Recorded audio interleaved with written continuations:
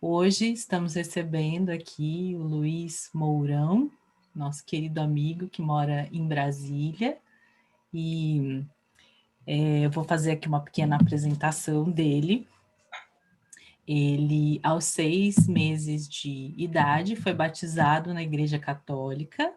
Aos 6 anos, fez seu catecismo. Dos 6 aos 15 anos, estudou em uma escola católica jesuíta. Dos 15 aos 50 anos, se considera um buscador em diversas religiões. Após encontrar a revelação de Bahá'u'lláh, e especialmente ouvir sobre a revelação progressiva e os princípios da unicidade e unidade na diversidade, se tornou Bahá'í e hoje é bastante ativo, tanto na comunidade e servindo à humanidade. Atualmente é servidor público aposentado, né? Então, esse é o nosso querido palestrante. O tema da palestra de hoje, ele vai nos responder, né, a pergunta: você conhece as forças espirituais que estão à sua disposição?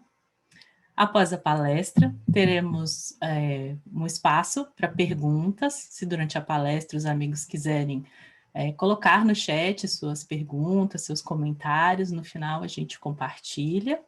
Temos também um canal no YouTube, que a gente pede para que vocês possam se inscrever, queremos atingir aí 500 inscritos, né? E a gente pede também para responder uma pequena pesquisa que nós fazemos após a nossa palestra, ok? Então, com a palavra, querido amigo Luiz Mourão.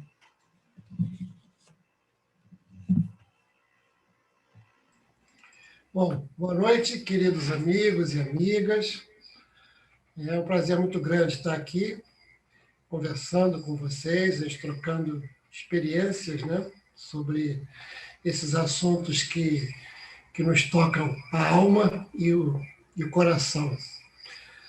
Esse assunto das forças espirituais é um assunto muito interessante e tem me tocado muito, porque nesses momentos, justamente, que acontecem talvez de 100 em 100 anos, como a gente está falando de pandemias e de eventos onde a humanidade toda está passando por essas dificuldades, isso tudo nos faz realmente pensar um pouco mais do significado mais profundo das coisas, né? E não é à toa que a gente está, todo mundo, de uma certa maneira, tem falado nessas forças espirituais. E a gente, de alguma forma, quer explorar esse assunto e tentar entender um pouquinho melhor, né? E esse foi o motivo pelo qual eu realmente comecei a me perguntar, a me questionar, né? E fiz esse currículo que vocês, um pouco diferente, que vocês acabaram de ouvir, né? Por que isso? Porque desde jovem, como eu mostrei, eu comecei a entender, a procurar Deus e a realmente tentar perceber essa figura tão importante da nossa vida, né? E, de alguma maneira, o tempo todo, vários questionamentos sempre me assolaram a cabeça e eu sempre procurei entender um pouco mais o que era isso, algumas respostas que me satisfizessem e que enchessem o meu coração. Isso realmente é, de uma forma, muito importante para a gente, né? Porque qualquer momento que a gente esteja na vida, a gente recorre a essas forças que aqui encontram, que a gente percebe que a gente se encontra. E com isso, essa questão de você compreende? Como é que eu compreendo essas forças espirituais? Que forças são essas? A minha formação é uma formação extremamente matemática, científica, né? Eu acabei, né, me formando em engenharia, eu trabalhei a minha vida inteira com isso, depois evoluí até para a parte de ciências sociais, para administração e para a parte de políticas públicas, ciências políticas, mas a minha formação é extremamente científica. E isso, de uma maneira ou outra sempre se colocou de alguma forma em oposição. Isso não conseguia entender de que forma essas coisas poderiam estar em oposição, né? Isso me trouxe sempre a esses questionamentos, né? E o que é isso? Como, onde está a resposta para isso tudo? Não fosse também a grande qualidade dos educadores jesuítas, né? Que sempre me fizeram, não só a mim, mas a todos os seus alunos, de indagar e questionar o tempo todo. Essa é uma grande qualidade do educador, de uma maneira geral, e dos jesuítas especificamente, de trazer essa questão de você se perguntar e se indagar a cada momento. Não é à toa que nosso Papa Francisco tem também essa característica muito grande no seu, digamos, no seu pontificado, né? Então, eu queria conversar com vocês o que a gente entende por força espiritual? De que forma isso acontece, né? Então, a minha primeira reação foi indagar o que eu conheço por força, o que é força. E a explicação científica de força ela é muito, muito tranquila e muito calma. Talvez vocês se lembrem das aulas de física, né? Nas escolas, né? Mas força é igual a massa vezes aceleração, né? É um conceito que a gente, olhando para essa fórmula, né, massa vezes aceleração, implica que existe uma quantidade de massa em algum local que está sendo colocada em movimento, né? Então, força é algo sensível que está colocado em movimento. Isso cientificamente é assim, né? E as forças espirituais, né? Elas estão aonde? Primeiro vamos ver, e essas forças físicas, onde elas estão? Aí comecei a me perguntar se as forças físicas elas estão, por exemplo, nos nossos braços, nossos músculos, que são capazes de levantar, de trazer as nossas pernas, que são capazes de nos levar, mas elas também estão fora do nosso corpo, elas estão principalmente nas forças mais básicas da natureza, como a força dos ventos, como a força da natureza, dos ventos, daquele que a gente chama de energia, a energia do sol, são as formas mais básicas de energia e de força que a gente pode observar. E essas forças que são bastante primitivas e que foram dos oceanos, por exemplo, ou dos ventos movendo os oceanos, as forças climáticas, né, elas vêm derivadas diretamente desse mundo físico onde nós estamos, muito além das nossas figuras como parte desse sistema todo da Terra, né? E a minha formação acabou sendo voltada para a questão do meio ambiente. Então, quando a gente realmente analisa um ecossistema, olha a Terra como um todo e vê a nossa parte dentro desse mundo todo, a gente vê a nossa pequenez e vê esse conjunto de coisas muito fortes que estão ligadas à natureza e à própria criação de Deus. Então, as forças físicas estão ligadas à criação de Deus e do mundo. Essa é uma convicção que eu tenho. E as forças espirituais, será que elas têm exatamente essa conotação? Por tudo que a gente imagina, que a gente pensa, a gente acredita, como as forças físicas estão ligadas de alguma forma a uma criação direta de Deus, as forças espirituais estão ligadas exatamente a todas essas coisas que são vindas de Deus também, mas que não são tão materiais. Então, isso é importante que a gente possa perceber que como é que a gente, de uma maneira bastante tranquila, a gente pode ver essas forças espirituais, né? Essas forças sempre estiveram à disposição dos seres humanos. É interessante isso, né? Porque, de uma certa maneira, quando a gente olha ao longo do desenvolvimento da história e quando a gente faz uma retrospectiva da vida científica também, né, da história do mundo, a gente percebe que essas forças foram sempre usadas pelos homens, sejam elas as físicas ou as espirituais, o tempo todo. Interessante nisso. O homem da caverna, ele sempre se colocava perto de um riacho, de uma fonte de água onde ele pudesse ter, e normalmente procurava algum abrigo. Abrigo de quê? Das forças da natureza que estavam por trás disso. As suas primeiras convicções eram sempre de imaginar que os raios, as tempestades, os ventos, eles eram entidades muito superiores e acima deles, entidades espirituais, efetivamente, que estavam ali. Então, essa confusão, essa dualidade de espírito e de coisa científica, né? Ela sempre existiu de alguma forma quando a gente começava a olhar e observar as forças que existiam, tanto na natureza como que nos impressionavam como seres humanos. Isso é uma questão bastante interessante, porque a fé Bahá'í traz uma opção de conceitos exatamente neste sentido. E a gente percebe que, de uma maneira a outra, a gente tem uma coisa que todas as religiões elas vieram trazendo isso ao longo do tempo.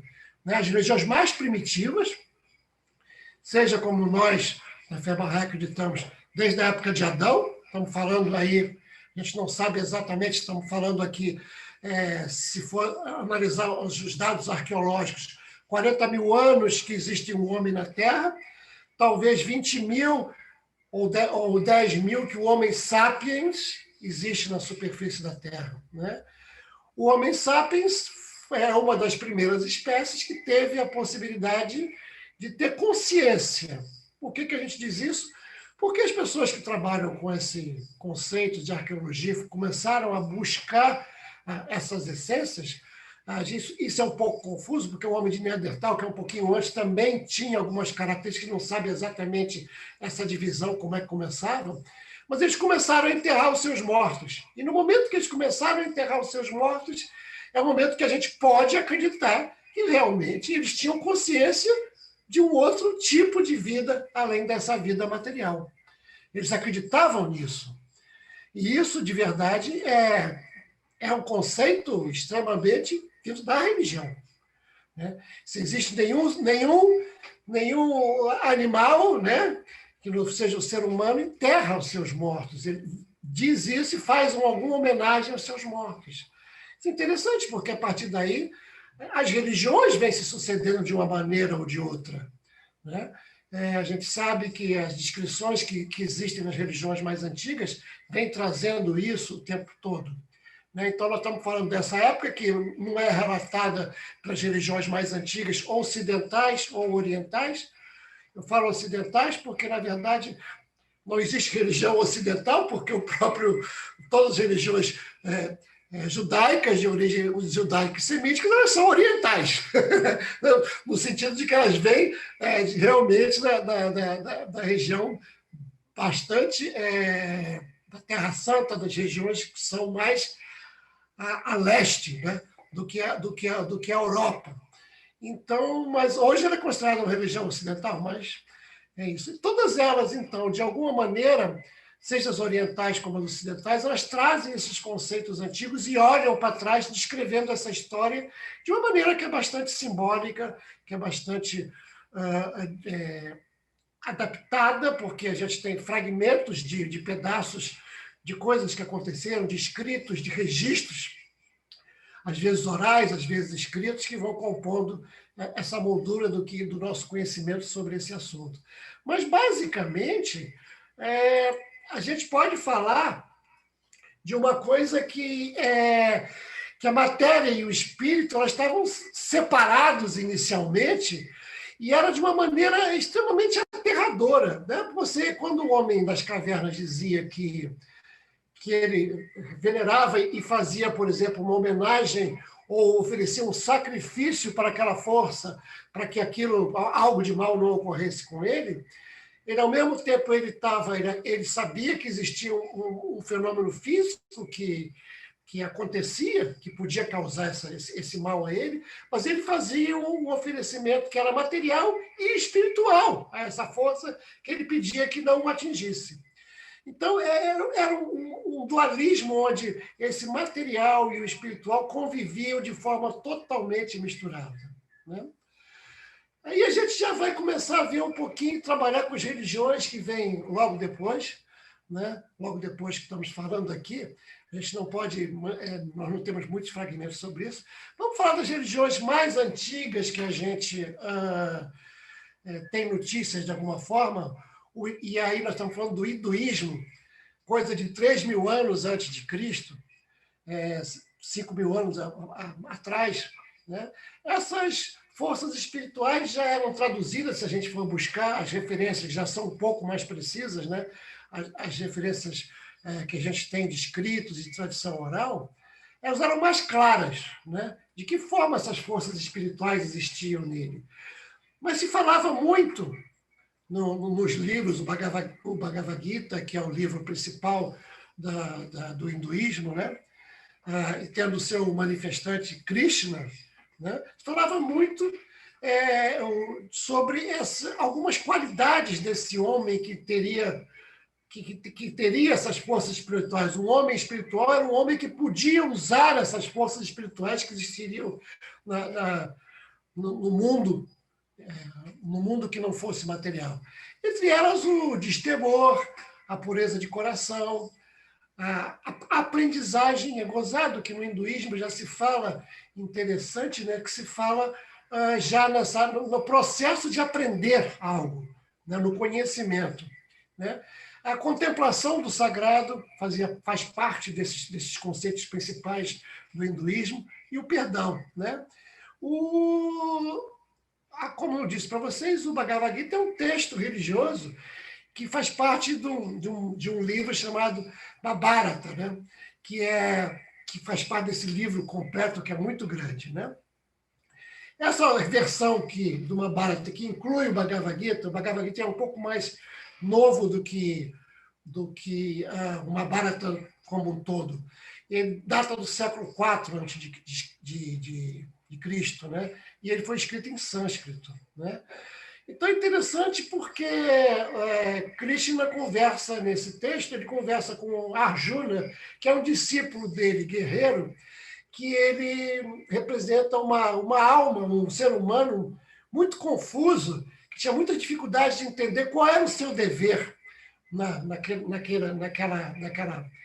naquela vida terrena, né?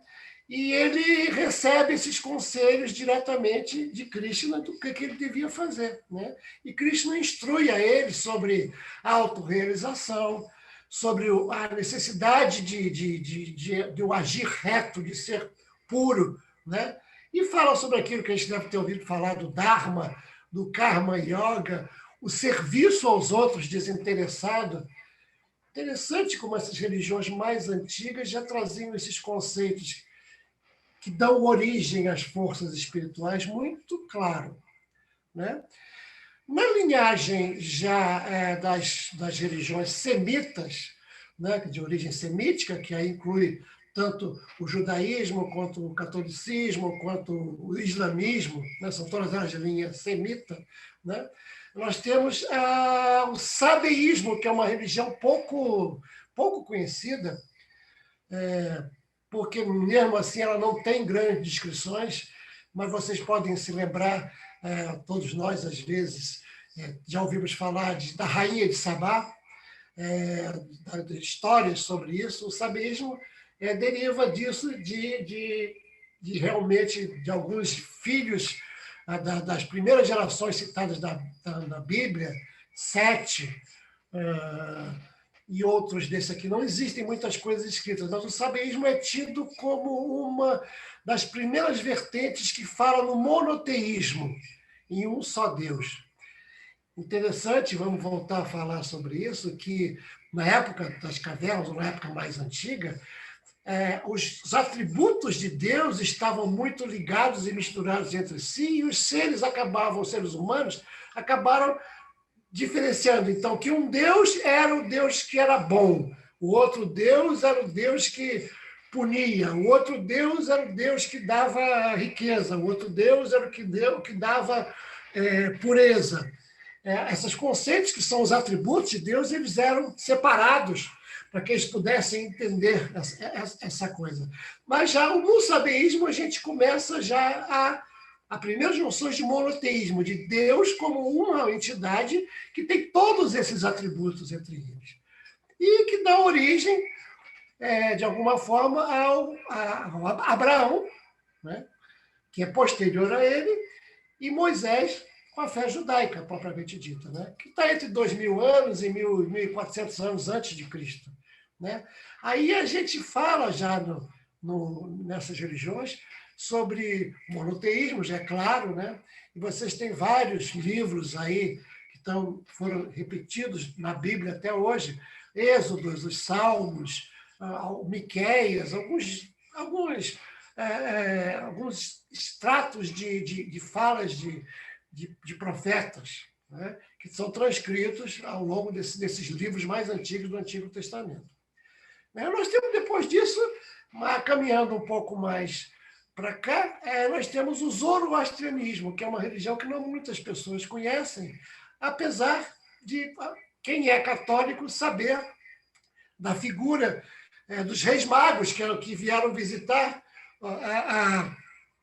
e dar as boas-vindas a Cristo, né, na manjedoura. E os reis magos, eles eram zoroastrianos, eram magos zoroastrianos. Né? Essa é a denominação, inclusive, que se dá no zoroastrianismo, de ser magos, os sacerdotes são chamados de magos.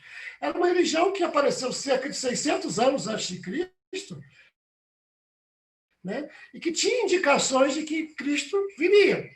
Né? Por isso que eles foram procurar, com base na estrela de Belém, que alguns acreditam, inclusive, que teria sido uma passagem do cometa de Halley, porque coincide com essa passagem do cometa de Halley naquela época. Você pode-se afirmar isso, mas dizem que é isso, né? Então, o zoroastrianismo não tem como os seus livros.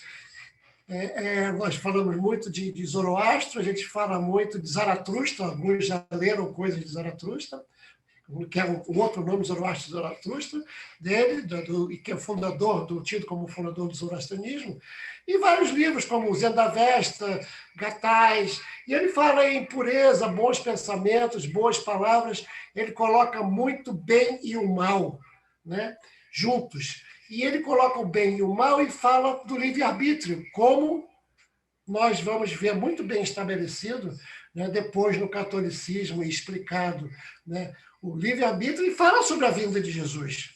Né? O budismo, que vem logo depois, ele aparece entre 400 e 600 anos antes de Cristo. Né? Aí a gente tem um conceito e um livro que chama Dharmapada, quer dizer o que somos, o que pensamos. Ele traz um conceito muito forte de meditação, né? E alguns livros deles insinuam que a religião ela é, de alguma forma, aprendida através dos tempos. Ele insinua, em alguns dos textos, que a revelação de Deus ela é progressiva. Né? O cristianismo, nós todos estamos bastante... a maior parte de nós que são de origem católica percebe claramente, fala da luz, do amor, do perdão, da pureza do coração. Né? O islamismo, que é pouco conhecido, apesar de se a gente ouvir falar muito hoje em dia, mas eu costumo dizer, inclusive, que eu, tendo sido criado na Igreja Católica, eu tinha ouvido falar em Alcorão, mas não sabia que era um livro sagrado, não tinha essa noção. Não se fala, simplesmente se omite sobre isso. E pouca coisa eu conhecia. Né? Ouvia falar em Maomé, Muhammad, na verdade, né? O profeta do Alcorão, mas nada sabia, vim aprender muito isso depois que realmente eu conheci a fé Bahá'í e aprendi a olhar para as outras religiões e entender essas outras religiões dentro de um processo. Né? Então, ele já fala da vontade de Deus, o Alcorão ele explica isso muito claramente, ele já fala da submissão a essa vontade, fala da unidade das religiões, inclusive, ele fala da luz sobre luz, dessa qualidade e atributos espirituais de uma maneira muito forte, muito, muito clara.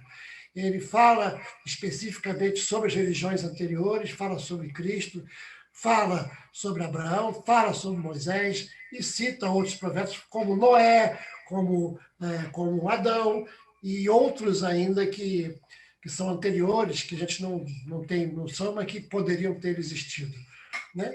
E nós estamos chegando depois na fé Bahá'í, do século XIX, 1844, com seus manifestantes gêmeos, chamados Ubab e Bahá'u'lláh, que são... Ubab é um título, Bahá'u'lláh também, Bab a porta e Bahá'u'lláh a glória de Deus, né? Onde se fala principalmente sobre a unicidade de Deus, se fala sobre a revelação progressiva, que é exatamente essa visão que nós estamos tendo, de que as religiões foram moldadas uma em cima da outra, entendendo e se aperfeiçoando, e elas não se negam de maneira nenhuma. Suas bases são exatamente as mesmas. As leis sociais, elas variam um pouco. Olha, você não pode... o divórcio é permitido, o divórcio não é permitido, não pode comer isso. Isso é muito típico das épocas pelas quais elas apareceram e nas regiões onde elas foram aparecendo ao longo do mundo. E nós vemos algumas na região exatamente do Oriente Médio, ali, outras na parte mais oriental, como na China, como no Japão, né, como na Índia, na região extremamente oriental do mundo, né? Então, a fé Bahá'í já fala sobre vários conceitos bastante interessantes e próprios, que nós podemos entender facilmente, talvez no século XIX fosse difícil de entender, né? Mas Bahá'u'lláh traz um conceito de unidade na diversidade, ou seja, que nós todos podemos fazer parte de um conjunto de coisas que são diferentes entre si, mas que fazem uma unidade como um todo. Fala dos princípios de que ciência e religião são coerentes entre si, e devem ser o tempo todo coerentes, elas coadunam, elas realmente fazem parte. Quando a gente encontra uma dissensão entre isso, é porque nós não encontramos ainda esse ponto que vai ser descoberto. Como, por exemplo, a gente pode perceber que várias pessoas, quando falavam em alma ou em espírito nas regiões mais antigas, né, aquilo não tinha nenhum tipo de possibilidade que a ciência entendesse naquele momento. Hoje, para a gente, isso é plenamente compreensível, e a ciência já provou que matéria e energia são apenas duas faces da mesma moeda. Então, nós estamos falando de coisas bastante semelhantes, né? Que a energia e que a matéria são coisas transmutáveis até o mesmo ponto. Então, para nós, isso não é muito problemático de maneira nenhuma, né? Espírito e matéria, a fé Bahá'í tem muito essa dualidade de visões. As coisas não são ou uma coisa ou outra. Não, as coisas são uma coisa e outra. Espírito e matéria são a mesma coisa. Ciência e religião são a mesma coisa. Indivíduo e sociedade são a mesma coisa, né? Eles se coadunam, eles têm que entrar em harmonia. Então, isso é um conceito extremamente difícil, talvez, para o século XIX, mas que hoje, a gente olhando, a gente percebe que é muito facilmente assimilável, entendível, face à tecnologia, face às convergências que existem, as possibilidades que a gente está tendo a partir desse século XIX. Quando Bahá'u'lláh falou isso, vocês imaginam que não existia educação universal, só quem trabalhava eram só os pobres, né? As pessoas mais abastadas não trabalhavam, não existia trabalho. As mulheres não tinham nenhum tipo de possibilidade nem de ir à escola, muito menos de votar ou participar de uma vida social. As mulheres eram seres procriadores, né? E Bahá'u'lláh traz essas noções que hoje nós olhando para trás realmente fica de uma certa forma tranquilo. Mas, né, fica uma pergunta básica para todas as religiões, e que também resvala na filosofia, né? Porque existem histórias e algumas comprovações de que os filósofos gregos estiveram com magos zoroastrianos e com sacerdotes judeus para formular toda aquela ideia dos deuses que tinham na religião grega. Dizem que isso aconteceu, a gente não tem comprovação, mas é possível que tenha acontecido, e que toda essa mente, vamos dizer, religiosa tenha entrado na filosofia grega e depois na latina, né, dos romanos, através dessa junção onde eles se consultaram, né? Então a gente se pergunta, que a primeira coisa, para que a gente existe? De que forma a gente existe? Por que a gente existe? E nesse sentido eu quero projetar para vocês algumas coisas que a gente coletou para mostrar. Por que estamos nesse mundo, né? É essa coisa que nós estamos tratando aqui. A realidade material e a realidade espiritual. Existem essas forças materiais e espirituais? Como elas atuam? De que forma? Né? Nós já vimos que as forças espirituais elas não estão dentro de nós, elas estão fora de nós, como a maior parte das forças físicas também. Nós apenas podemos nos usarmos, nós realmente podemos nos aproveitarmos dela. E nas forças físicas a gente já sabe como, já descobriu através da ciência como faz. E nas forças espirituais, vamos ver o que a evolução das religiões diz sobre isso. Isso é bastante interessante. Né? Vamos fazer isso aqui, desculpe. Eu queria dizer isso aqui porque Barrolá dá essa noção que o desígnio de Deus ao criar o homem foi e sempre será capacitá-lo a conhecer o seu Criador e atingir a sua presença. Esse é um conceito que não é exclusivo de Barrolá, é um conceito que vem de todas as religiões, que Deus criou o homem à sua imagem e semelhança, né? E criou com base no seu amor, né? No seu amor por ele.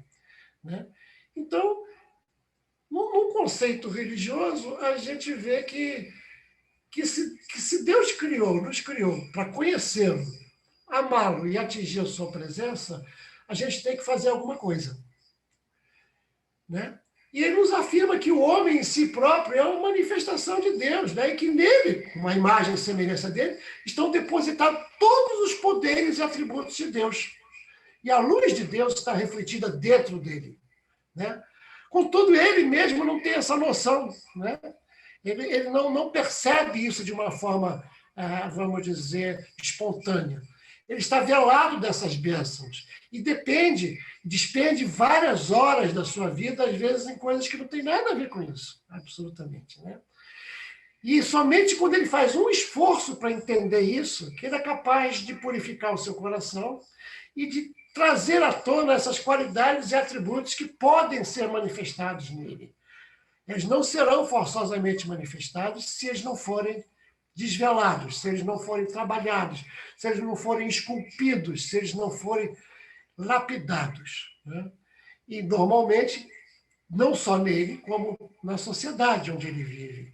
Né? A preocupação central das religiões anteriores era com o homem, mas o homem sempre foi um homem em sociedade. Né? E Barrolá traz essa conjunção do homem e da sociedade na ligação entre eles. E que o homem, ele lapida as suas qualidades, e ele lapidando as suas qualidades, seus atributos, ele vai poder fazer isso com a sociedade. Então, o mundo inteiro tem uma capacidade de progressão e de evolução, de possibilidade de uma evolução espiritual que trará, consequentemente, mais evolução material também.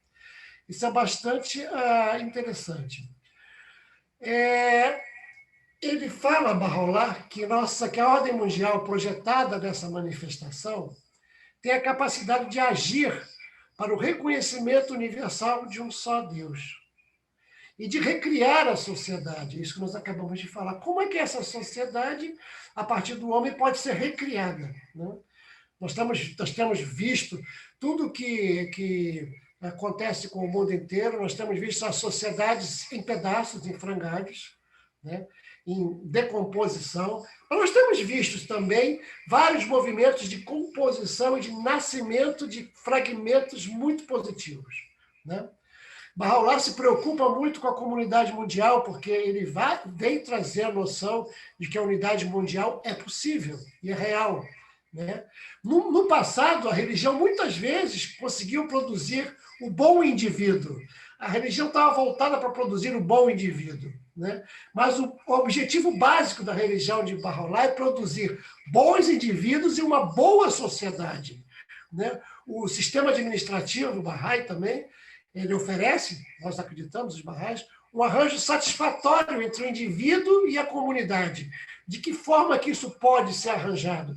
É um conflito que a gente vê muito claramente hoje, quem acompanha todas as notícias, entre o livre-arbítrio e a autoridade. As pessoas querendo, não, eu posso fazer o que quiser, eu tenho livre-arbítrio, eu faço o que eu quero, né? E questionando o poder da autoridade.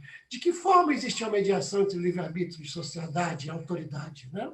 E equilibrando as prerrogativas entre eles, como é que eles convivem entre si? Aqueles velhos conceitos de democracia, a democracia grega, ou os conceitos de democracia pós-Revolução Francesa, né? Onde os conceitos estão muito bem estabelecidos, eles estão extremamente questionados hoje em dia. O tempo todo estão acontecendo milhares de coisas que questionam isso e que desarranjam isso que era uma certeza até o século XIX. Em alguns momentos é uma certeza, em alguns momentos é uma grande incerteza, porque as pessoas não sabem como agir. E a gente está vendo isso o tempo todo no mundo, a gente está vendo o movimento nos Estados Unidos, a gente está vendo os movimentos na Rússia, na França, no Brasil, em todos os locais dos indivíduos e os governos se questionando e se tensionando, né? Esse equilíbrio terá que ser criado e se a humanidade pretender desenvolver uma era de paz e unidade. Esse é um conceito que realmente Bahá'u'lláh traz. Isso é uma questão bastante interessante, porque existem diversas maneiras da gente perceber a realidade. Vamos voltar à percepção da realidade, né? A realidade material, se a gente usar a ciência para perceber a realidade material, a gente busca quantidades ou qualidades que possam ser medidas, mensuráveis, para a gente analisar. Então, a gente pode analisar como é que 1 quilo de areia se interage com 1 litro de água, o que acontece, e repetir essa experiência, né?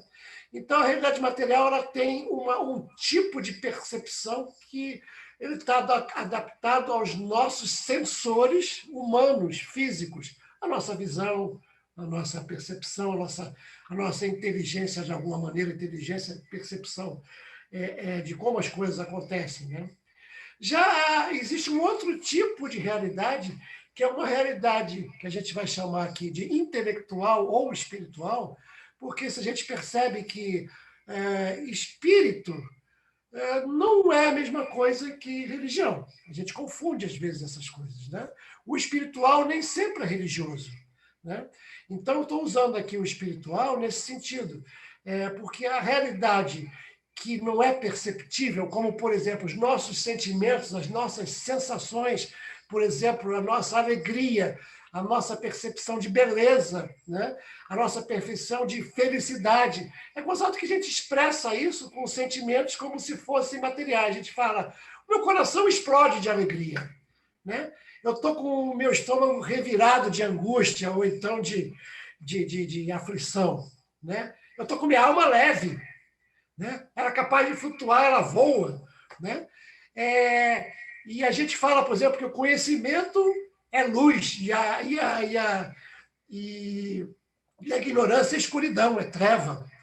Veja como esse tipo de realidade que a gente chama de realidade intelectual ou espiritual, que ela não é percebida com os olhos, nem com o tato, nem com o gosto, nem com o olfato. Ela é percebida com alguma coisa que é esse sentimento que a gente chama de intelecto, que é muito interessante, porque até hoje, com toda a nossa evolução da ciência, a gente não sabe onde está localizada a inteligência, onde está localizada a mente, ou seja, a gente sabe onde estão localizados o centro que pega essa emoção, a gente sabe qual é.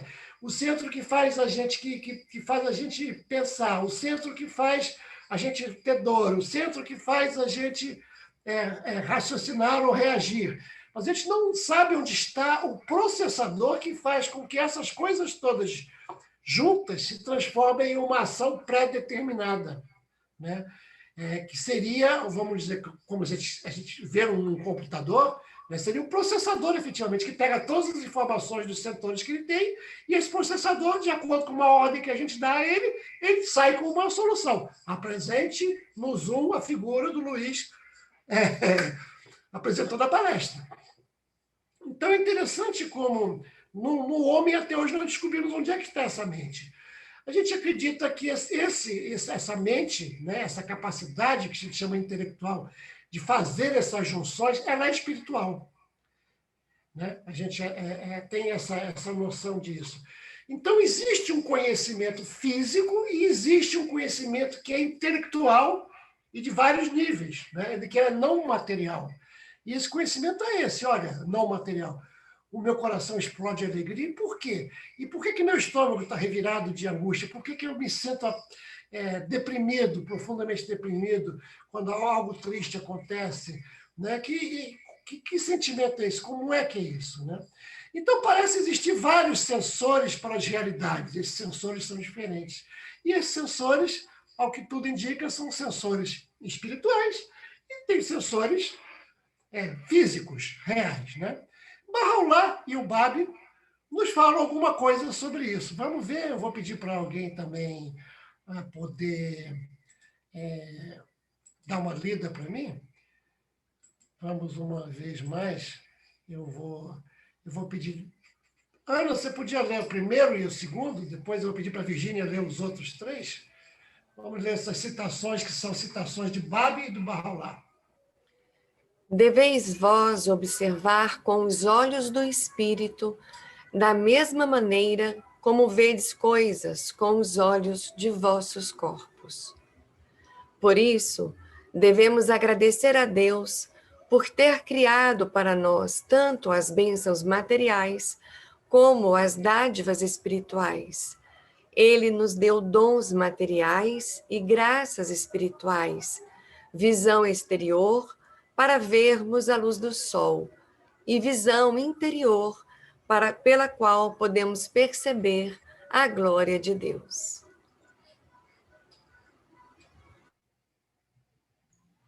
Aqueles cujos olhos são iluminados com a luz da compreensão perceberão os doces sabores do Todo Misericordioso e abraçarão sua verdade.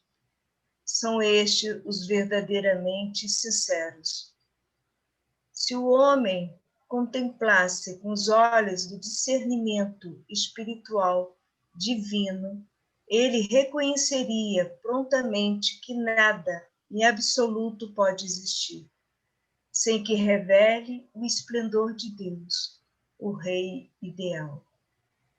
Com olhar fixo e constante, oriundo dos olhos infalíveis de Deus, contemplai detidamente o horizonte do conhecimento divino e considerai aquelas palavras de perfeição que o Eterno revelou, a fim de que, talvez, se vos tornem manifestos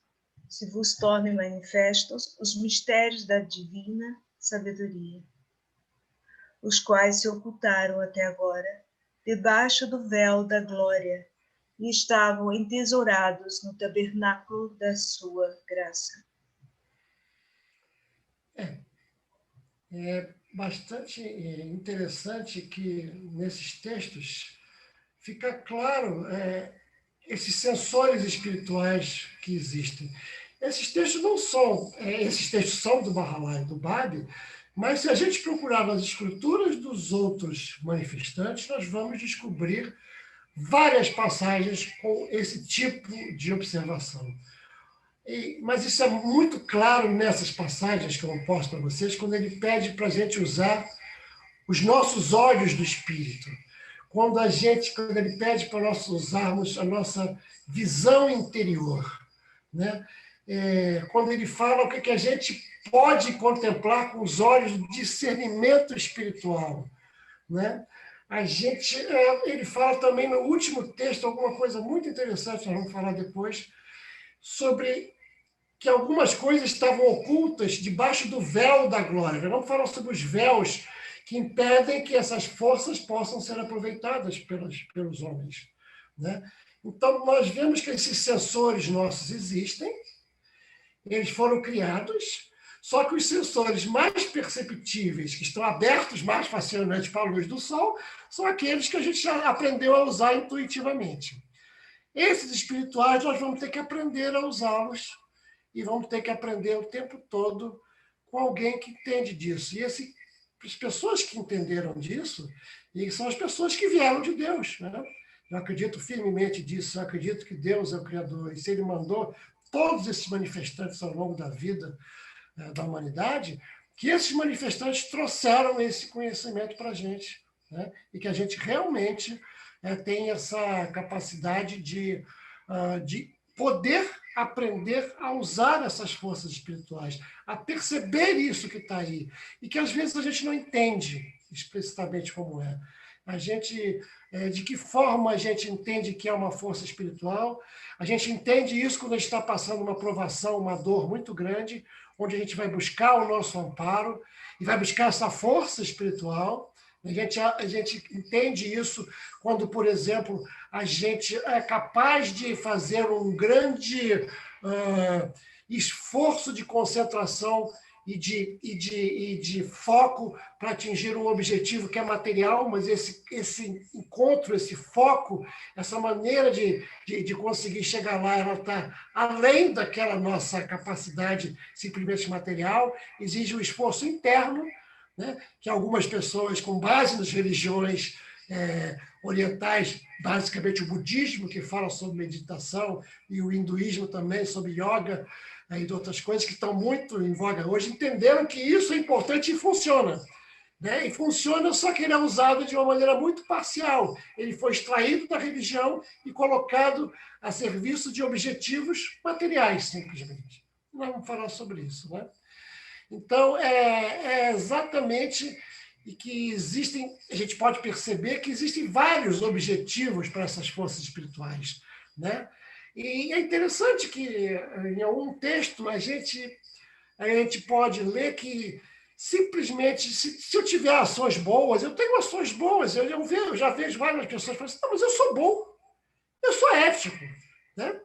E eu acho que isso, para mim, é suficiente. Tá bom, eu faço aquilo que eu tenho que fazer, né? Mas isso é muito diferente do que aquilo que a gente chama de espiritualidade plena, né?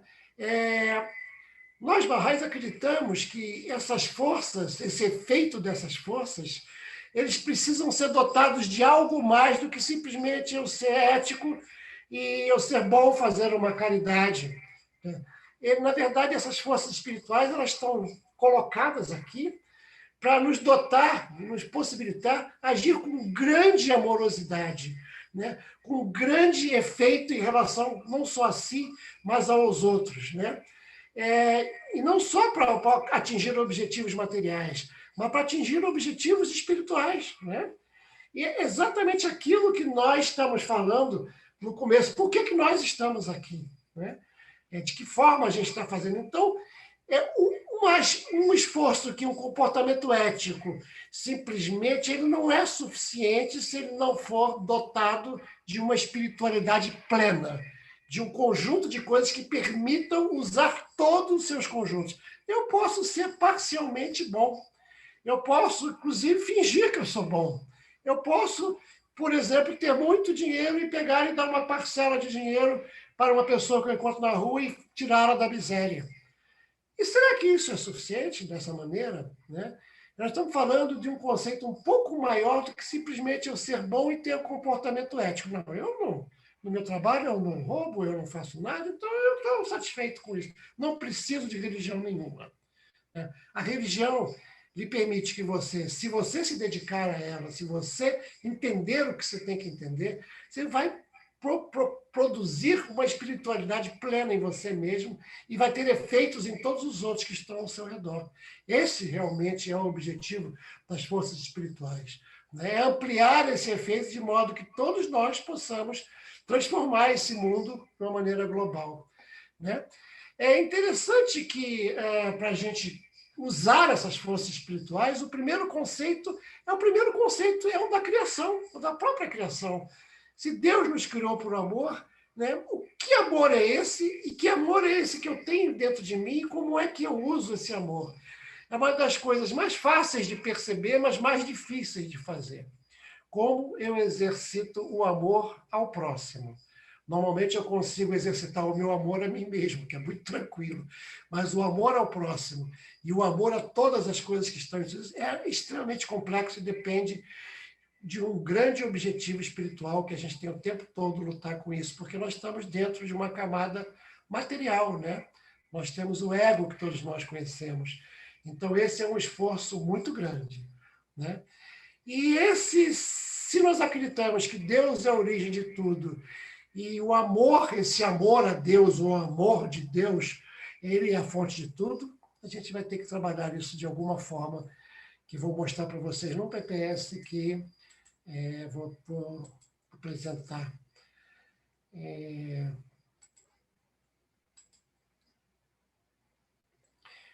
Eu vou mostrar para vocês, esse é um texto de um escrito, de uma oração, uma meditação de Baha'u'lláh, que fala sobre essas formas, fala sobre os sentimentos dele em relação a Deus. E eu vou pedir aqui se alguém, não sei se Vanessa, você consegue ler daí? Não sei se dá para você ler, Sim. você está no celular. Se você puder Sim, consigo ler, sim.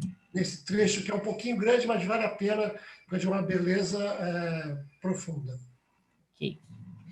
Estou bem consciente, ó meu Senhor, de ter ficado extasiado pelos sinais incontestáveis de tua amorosa bondade, e tão completamente inebriado com o vinho de tuas palavras, que qualquer coisa que contemplasse, prontamente descobriria levar-me ao conhecimento de ti e à lembrança de teus sinais, tuas evidências e teus testemunhos. Por tua glória, toda vez que levanto meus olhos para teu céu, me vem à mente tua sublimidade, tua superioridade e tua incomparável glória e grandeza. E toda vez que volto meu olhar para a tua terra, sou levado a reconhecer as evidências de teu poder e os sinais de tua generosidade.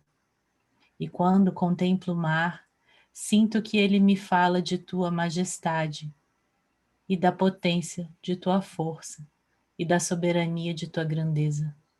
E a qualquer tempo que olho para as montanhas, descubro as insígnias de tua vitória e os estandartes de tua onipotência. Juro por teu poder, ó tu, em cujo domínio se encontram as rédeas de toda a humanidade e os destinos das nações. Estou tão inflamado por meu amor por ti, e tão inebriado com o vinho de tua unicidade, que posso ouvir do sussurro dos ventos o som de tua glorificação e louvor, e reconhecer no murmúrio das águas a voz que proclama tuas virtudes e teus atributos, e aprender do farfalhar das folhas os mistérios que foram irrevogavelmente ordenados por ti em teu reino. Glorificado és tu, ó Deus de todos os nomes e Criador dos céus. Dou-te graças por haveres te tornado conhecido a teus servos este dia, quando o rio que é a verdadeira vida manou dos dedos da tua bondade, e a primavera de tua revelação e da tua presença, através do teu manifestante, apareceu a todos os que estão em teu céu e a todos que vivem em tua terra. Orações e meditações de Baha'u'lláh.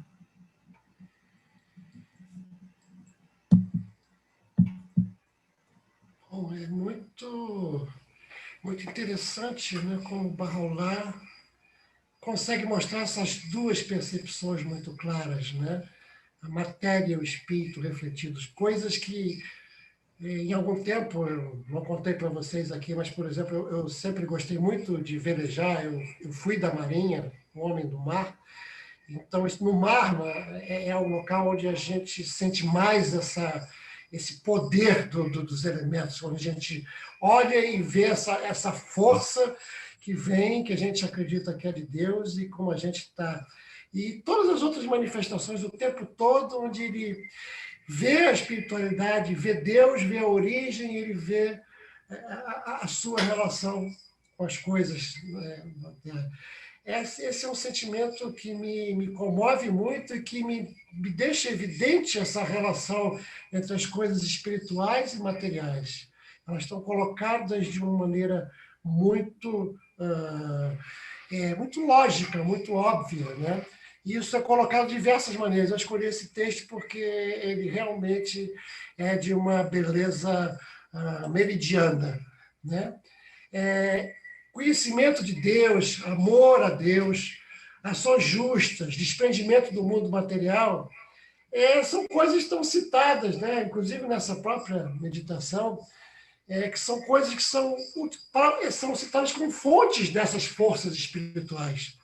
Ou seja, as pessoas têm que ser dotadas com essa nova visão, com essa nova audição, com um novo coração, que Bahá'u'lláh ou todos os manifestantes de Deus sempre tiveram, né? A gente não quer, a gente gostaria de poder ser igual a eles, e a gente tem que desenvolver e fazer muita força para que a gente possa responder a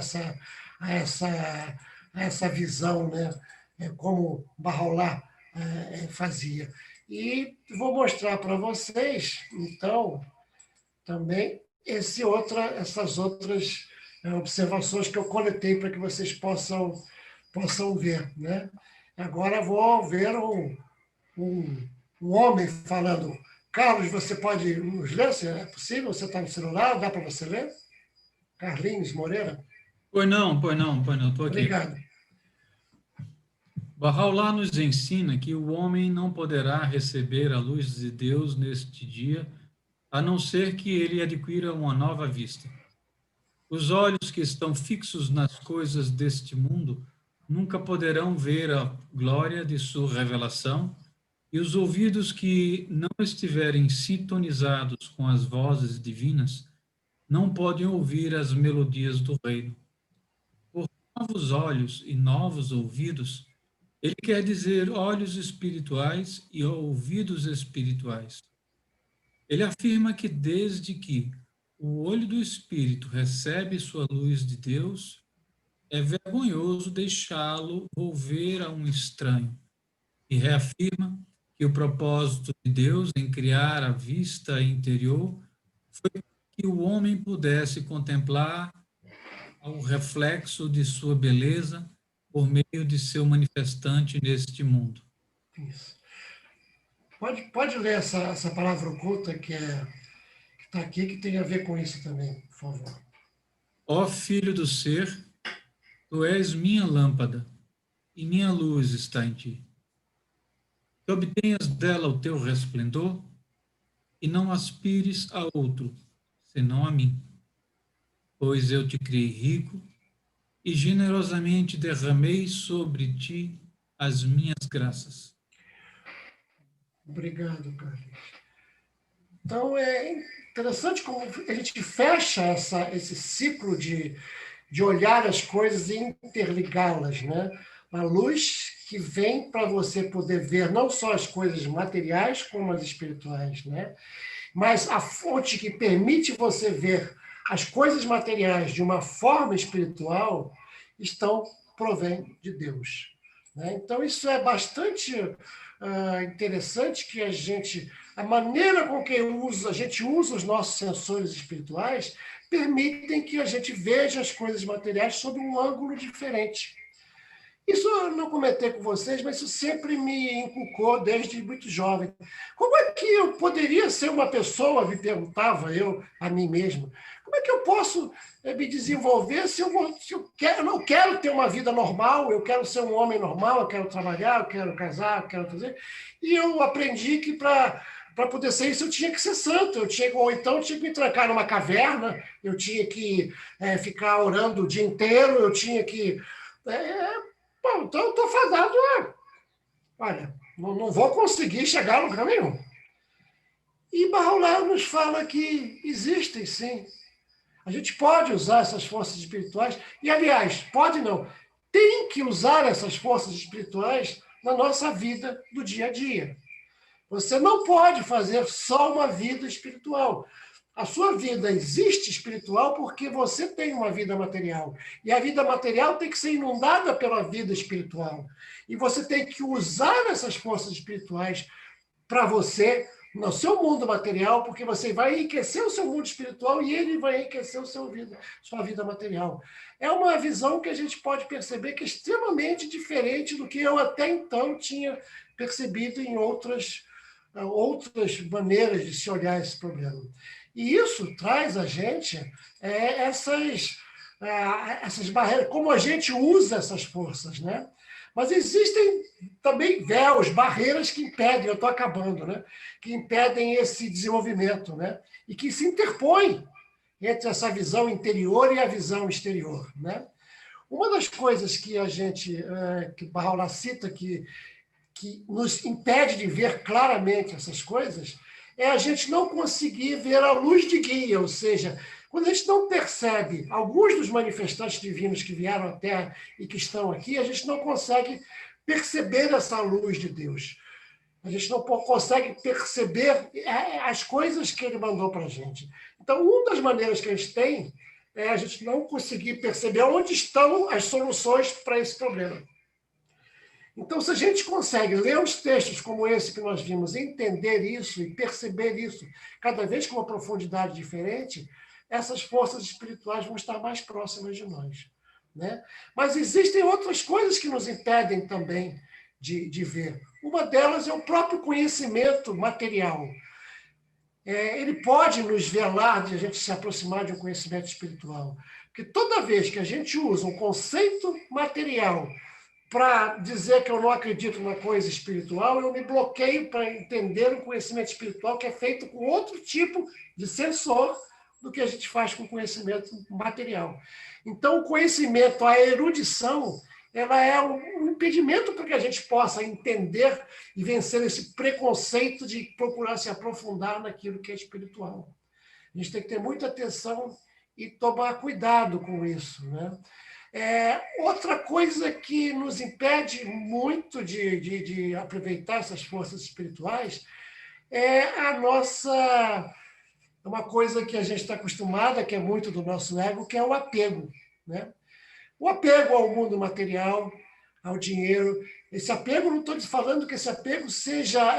não, eu vou me renunciar a tudo, eu vou ser um asceta, vou ser um eremita, não quero saber de mais nada, não me apego a nada. Não. Estamos falando de um apego onde as pessoas façam uso de tudo que é matéria sem pensar em nada espiritual. Do modo com que você usa os seus bens materiais que existem e foram feitos, destinados por Deus para a felicidade dos homens. Mas a maneira com que você usa tem que ser balizada por esse conhecimento espiritual, por essas forças espirituais que fazem com que o uso dos seus recursos materiais sejam efetivamente uma espiritualidade plena, né? Um uso realmente concomitante, um uso que seja realmente adequado, né? Existe o apego também, por incrível que pareça, e Baha'u'lláh nos cita isso, ao mundo vindouro. O que é o apego ao mundo vindouro? Tem gente, por exemplo, que faz coisas para ir para o paraíso. Olha, eu vou ser bonzinho porque eu quero ir para o paraíso. Baha'u'lláh fala explicitamente sobre isso. Olha, você não pode fazer uma coisa porque você quer uma recompensa. Você tem que fazer uma coisa porque você acredita nela. Então, o seu apego ao que tem a recompensa do mundo, do paraíso, ele é um apego extremamente egoísta, né? Ele realmente impede você de usar essas forças espirituais, né? E é difícil da gente perceber isso, né? E a gente tem apego àquilo que se chama o reino dos nomes, né? A gente tem a nossa vaidade, a gente tem apego àquilo que é a qualidade em si. Às vezes se usa a própria qualidade como sendo a minha pessoa, né? Daí até a minha, vamos dizer, maneira de apresentar o meu currículo de uma forma diferente. Talvez vocês entendam agora. Não interessa se eu sou engenheiro, se eu sou isso, se eu sou aquilo. Interessa realmente, na minha maneira de pensar hoje, aquilo que eu realmente posso ser e todas as minhas dificuldades que eu tenho nesse mundo, desenvolver minhas qualidades espirituais, né? Isso é muito, muito duro. E vocês podem até imaginar isso, porque eu sou leonino ainda por cima. Então, se fala em vaidade, se fala esse tipo de coisa, é uma luta atroz, né? Contra essas coisas que são nossas materiais, né? No entanto, Baha'u'lláh também nos diz outras coisas muito interessantes, que para a gente desenvolver essas forças espirituais, a gente tem que ter sede espiritual, a gente tem que ter vontade de conhecer, né? A gente tem que estar procurando desenvolver as nossas virtudes, as nossas qualidades, né? E isso só se faz no nosso dia a dia com as pessoas. É muito fácil você ser santo dentro da caverna. Agora, vai ser santo no trânsito da W3, das 6 horas da tarde, com o cara te fechando, com o cara querendo atravessar, com essas dificuldades todas, né? O mundo. Então, o mundo ele é feito para que a gente possa desenvolver nossas qualidades espirituais efetivamente, né? A oração e meditação também, de uma forma muito organizada, ela vai nos ajudar muito a trazer isso, né? O jejum, que também é preconizado, ele também nos ajuda em vários níveis, ele também nos ajuda, e ele é preconizado em algumas situações, que eu não vou citar só essas formas, né? E a reflexão sobre a vida espiritual e sobre os outros mundos, né? Ela é muito importante, uma reflexão sobre o que me espera depois dessa vida material, né? O que me espera na outra parte da minha vida, né? Na verdadeira parte da minha vida, que é a minha vida espiritual. Essa reflexão é muito profunda e nos ajuda demais a entender isso, né? Mas isso, né? Eu vou mostrar para vocês aqui um outro PPS, porque nós estamos já no finalzinho, e eu vou projetar aqui esses trechos aqui. Olha, tanto o fogo como o paraíso se curvam e prostram diante de Deus. O que é digno de sua essência é adorá-lo por amor a ele, sem medo do fogo, nem esperança do paraíso.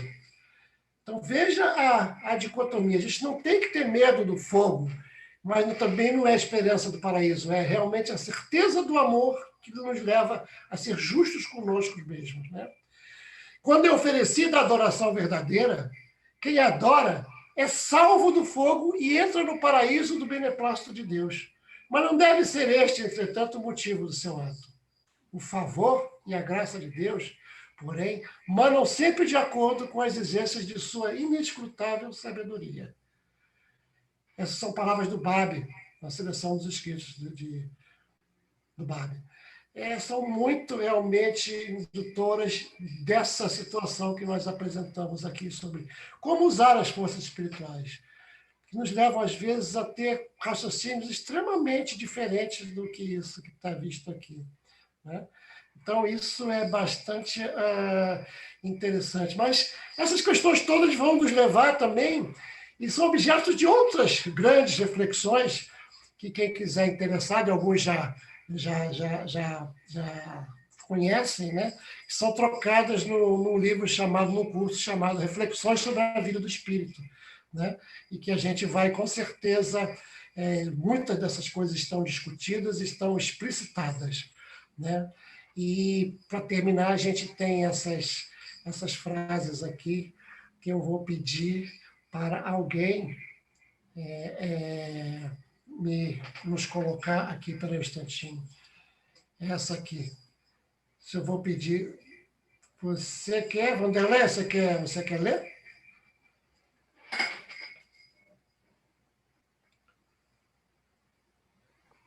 Posso ler, sim. Vocês estão me ouvindo? Sim. Tá. Ó filho do homem, amei tua criação, por isso te criei. Ama-me, pois, para que eu possa mencionar teu nome e te inundar a alma com o espírito da vida.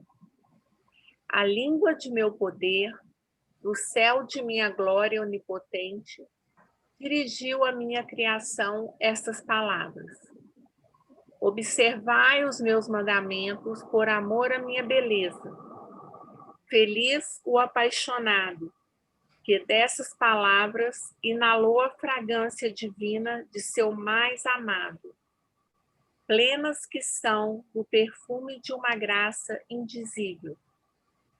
Por minha vida, quem sorver o vinho seleto da equidade, oferecido pelas mãos de meu generoso favor, mover-se-á em torno de meus mandamentos, que brilham sobre o horizonte de minha criação. Realmente, amigos, os mandamentos foram feitos para que nós obedeçamos e cumprimos por nossa plena liberdade e vontade de ter essas forças espirituais. Por amor a Deus, efetivamente, não por medo, né, de ir efetivamente para o inferno. Eu agradeço a vocês imensamente a atenção, o tempo que vocês expenderam ouvindo essas palavras e me coloco à disposição e espero poder estar junto com vocês em qualquer momento. Obrigado, meus queridos. Obrigada, querido Luiz. Foi excelente a palestra. Obrigado por selecionar textos preciosos e nos levar a essa reflexão em conjunto. E agora teremos um espaço para perguntas e comentários que a Ana Paula irá coordenar. Maravilhoso, né? Maravilhoso mesmo a gente mergulhar nessas bênçãos todas. Temos uma pergunta aqui do João Davi, que coloca assim: por que as religiões não conseguem sensibilizar, inclusive a fé Bahá'í, a humanidade para o bem? É muito interessante e muito boa a pergunta. Ela está respondida no seio daquilo que nós falamos. Existem muitas barreiras, né, para que isso, né? Baha'u'lláh fala sobre esses véus, sobre o que impede a gente usar essas forças espirituais. Forças essas que estão começando a ser descobertas pela ciência e que já usam, em algum tempo, na preparação dos atletas, na preparação dos grandes executivos através da meditação, da yoga, que pode trazer algumas coisas. Mas, realmente, no sentido espiritual, esse choque entre ciência e religião separados, ele impede que as pessoas que não tiverem interesse de realmente buscarem essas soluções. Hoje em dia, a coisa mais comum é você dizer que não, eu não tenho religião nenhuma. Eu nasci na Igreja Católica ou outra, porque, na verdade, as religiões que foram, todas elas traduzidas e vindas ao longo dos tempos, elas foram feitas em épocas diferentes, com necessidades diferentes de cada povo e com obrigações diferentes também, né? Aquilo que eu pensei quando era jovem, então eu vou ter que ser padre para poder ser santo? Então eu não quero ser padre, então eu não vou ser santo, eu não vou, olha, vou para o inferno, então não tem jeito, vou para o inferno porque eu não vou ser padre, pô. Então, é interessante isso, porque esse é um pouco do dilema que as pessoas hoje em dia têm.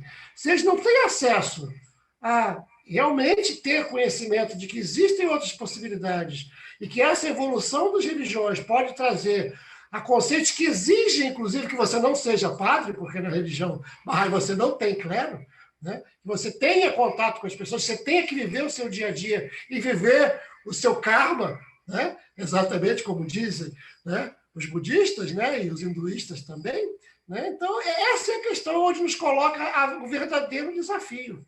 E várias pessoas têm buscado, são buscadores, como eu fui atrás. Estão aí. E um dos motivos pelos quais nós estamos nos colocando aqui nesses espaços para mostrar que, e nós todos temos a obrigação de mostrar que existem soluções bastante válidas e, no meu sentido, que fazem todo sentido para mim.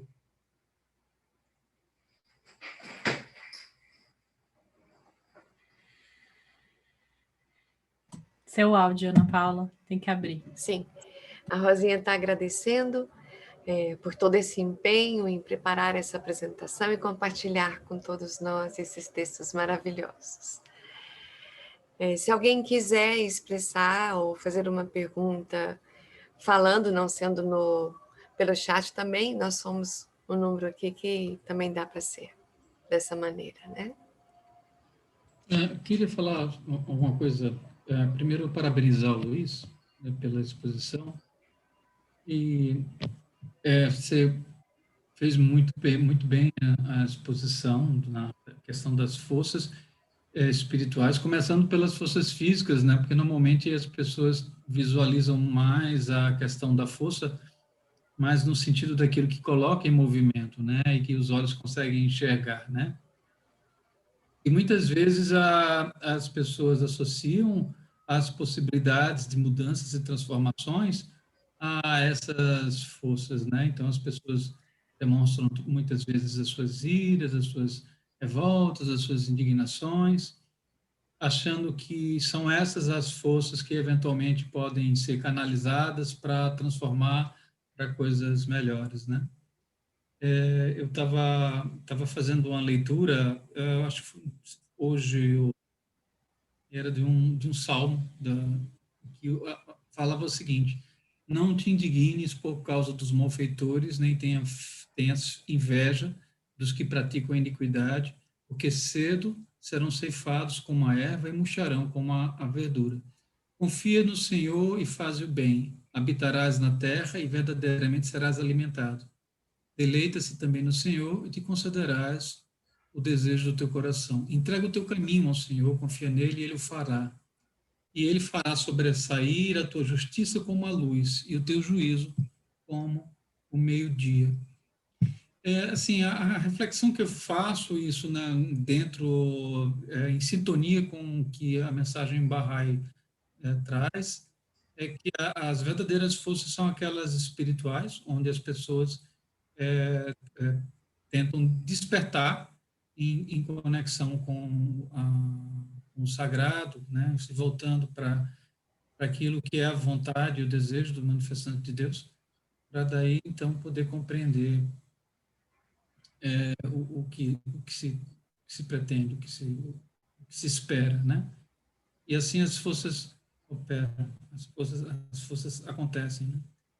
Eu achei muito bonito os textos que você selecionou, achei fantástico, achei maravilhoso, especialmente o que, quando Abdu'l-Bahá pede para que a gente tenha, que a gente veja né, com um olhar espiritual, com os olhos espirituais, assim como a gente vê com os olhos físicos as coisas. Né? Isso é um desafio muito grande. Né? Obrigado pela exposição, parabéns. Eu queria só, meu amigo Idevir, está me ouvindo, Idevir? Estou ouvindo. Você não tem ouvido, que é um prazer enorme vê-lo aqui, já que não tive a oportunidade de vê-lo este ano e outros lá na nossa convenção. É muito bom estar junto com você novamente. Teu coração, Brasília é grande, mas teu coração é maior que Brasília. Obrigado, Idevir. Parabéns pelas colocações. Achei muito interessante o teu trajeto, que, falando de vida espiritual, no momento dos 15 anos, no momento em que, na busca, chegou naquele instante do dia que reconheceu, aí ressuscitaste para a vida. Ressuscitaste, então estava como morto, e agora então ressuscitou para a vida e nos está brindando com essa maravilhosa colocação, passando por toda a história das religiões e trazendo essa maravilhosa colocação e terminando com aquilo que Bab e Baha'u'lláh nos coloca sobre. Parabéns, gostei, valeu. Muito obrigado. Continue. Muito obrigado e me sinto muito, minha vida é muito parecida com a sua também. Trilhamos caminhos muito parecidos. Me sinto muito honrado de ter também, conhecer a sua vida e saber que também você trilhou esse caminho. Parabéns. Obrigado, Idevir. Git não vai falar nada, tá quietinho. Git, acho que...